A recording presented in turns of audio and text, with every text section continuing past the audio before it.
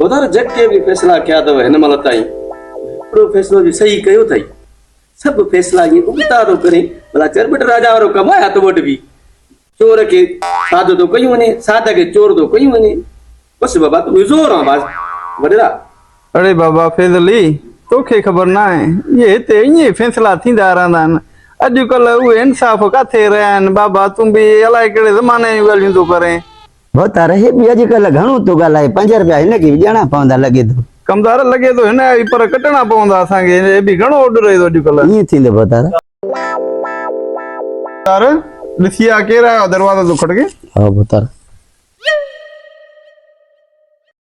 अरे वाह कर ख़बर कीअं आयो अब्दुल हमीद। बाबा साईं मुंहिंजी बकरी चोरी थी आहे 3 ॾींहं वठी आयो 20,000 मुंहिंजो बकरी चुरायो आहे डब्बा। हमीद तुंहिंजो कंहिं ते शक भला को। बाबा साईं ॿियो केरु चोरी कंदो इहो किरड़ू सॼे ॻोठ खे बाहि ॾिनो थी इहो ई चोरी कंदो बाबा। बहुत ये ॻोठ में हल्की फुल्की चोरी किरड़ू खान कंदो दी बकरी रेड जी कल भी कल होटल ते छोरा ॾिठा मां वाटे उनखे चांहि दाई पीआरे पियो। अच्छा हा बहुत वञ वञ हिन किरड़ू पकड़े अचे थे पकड़े खयो अचे वञास अच्छा बाबा अच्छा बहुत रे बादशाही जो खैर बतारा साईं की अज भला मुझे याद कयो थी इन ना चीज के लगे थो त अज किरड़ू खान जा कम लही विया। हा बाबा बतारा फैसला बेड़ा हुंदा आहिनि जो चट्टो सुली।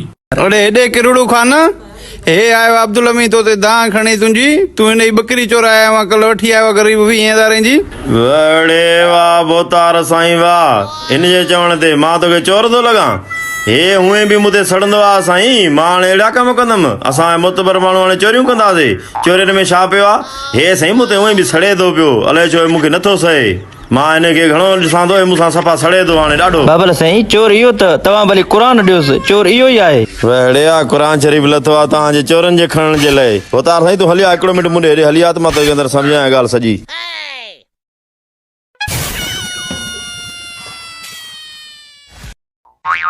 यार साईं ॻाल्हि ईअं आ जो हिन वारी बकरी बराबरि मां चोरी कई आहे 20,000 में मां बकरी खपाए छॾी आहे हाणे उहा बकरी मां काॾो वणियां बाक़ी तूं फैसलो तुंहिंजे हथ में आहे 5,000 तोखे बि ॾींदुसि। वाड़े वाह 20,000 जी बकरी वरी 5,000 ॾींदे तार थोरो आस्ते गला ॿाहिरि बीठो आहे 20,000 जी बकरी में ज़रूर 5,000 ॿिया बि मूंसां गॾु हूंदा न। 5,000 15,000 पाण खणंदे 10,000 कढ ते।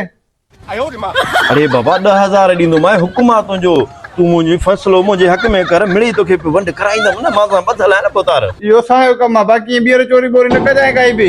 हाज़ुर हाज़ुर हाज़ुर।